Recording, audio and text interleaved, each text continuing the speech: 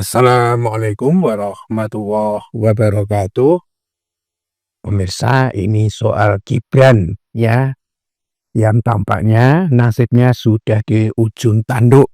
Dan bagaimana caranya supaya dia bisa bertahan, siapa tahu mendapatkan simpati publik, ya harusnya Gibran tuh ke gorong-gorong aja gitu loh. Ya, dia akan banyak menemukan tikus di gorong-gorong itu. Ya, ngapain ke pasar malam-malam? Jadi sorotan tuh seorang wapres, ya Gibran tinju pasar tuh di Cipulir tuh malam hari. Kalau niru gaya sang ayah Jokowi, ya harusnya masuk ke gorong-gorong.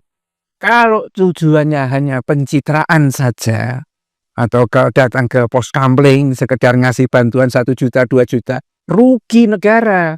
Karena ngawal ente ke pasar, ngawal ente ke pos kamling, menyumbang itu tuh biaya yang dikeluarkan untuk ngantar Gibran itu lebih banyak, jauh lebih banyak. Ya nggak ada gunanya, bagi rakyat tuh nggak ada gunanya. Toh di sis kamling juga diem aja, nggak bisa memberikan pencerahan ke publik, ya kan? Datang ke pasar juga diem aja, nggak mengubah apa-apa kan? Nggak ada gunanya, karena ngomong aja enggak gitu loh. Cuma plonga-plongo nolah-noleh gitu. Kalau pencitraan serius itu masuk gorong-gorong ya, terus di gorong-gorong itu gulung-gulung ya, keluar itu bau dan aroma gorong-gorong. Mungkin dengan cara seperti itu ya rakyat itu agak iba, wah ini calon wakil presiden. Ya, setiru itu Deddy Mulyadi awal-awal periode kan ya, dia langsung niru gayanya Jokowi, masuk ke kali yang penuh dengan kotoran, mungkin kotoran manusia juga ada di sana, ya nggak tahu mungkin kepalanya kena dan lain sebagainya, tapi kan memang pada awalnya ngundang simpati.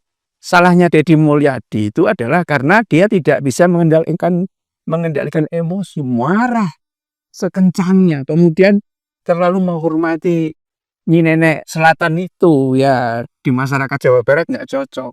Tapi ya ini sekedar tapi ya, kalau targetnya adalah sekedar selfie itu memang masuk gorong-gorong itu lebih punya peluang untuk pencitraan daripada datang ke pasar malam-malam juga ngapain kan begitu. Ini menjadi banyak sorotan ya, wakil presiden Gibran ini ya melakukan kunjungan ke pasar Cipulir Jakarta Selatan itu Kamis malam ya. Kunjungannya itu dilakukan setelah ia meninjau sistem keamanan lingkungan di Kembangan dan Pesanggerahan. Ya, dia ninjau ke sis kamling. Ya, rakyat mengeluarkan duit ratusan triliun sembako dapatnya kayak beginian. Ini sudah banyak yang mengeluhkan loh. Ya, tapi gimana lagi? Geng Solo yang diandalkan cuma Gibran. Gibran ditendang, ngangkat adiknya Kaisang nggak mungkin lagi, sudah terlambat gitu loh. Tapi ya itulah yang terjadi ini, gimana bisa Gibran itu bertahan.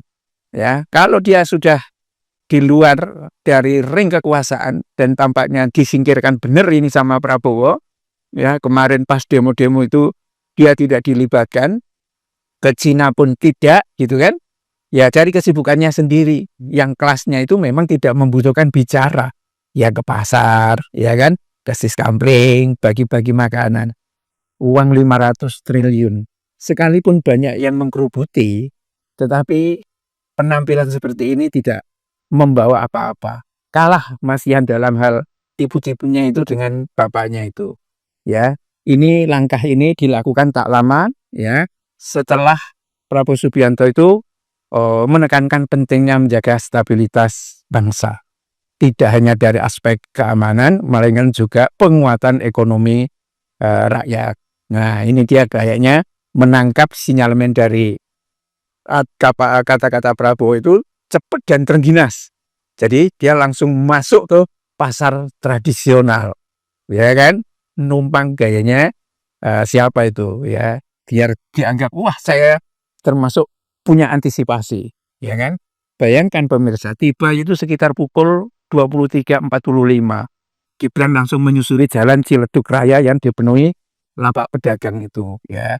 Dan di sela kunjungannya tampak membeli kebutuhan pokok, ikan, ayam hingga bumbu dapur. Kalau seperti ini aja yang dilakukan, ya kan, tapi tidak berani ke forum-forum yang ada gunanya. Dan sekarang Gibran sudah dituntut 16 juta itu loh. Punya penjelasan nggak dia itu untuk itu? Kalau hanya begini saja, memang geng Solo ya bisa jeblok sendiri itu. Billahi taufik wal hidayah. Assalamualaikum warahmatullahi wabarakatuh.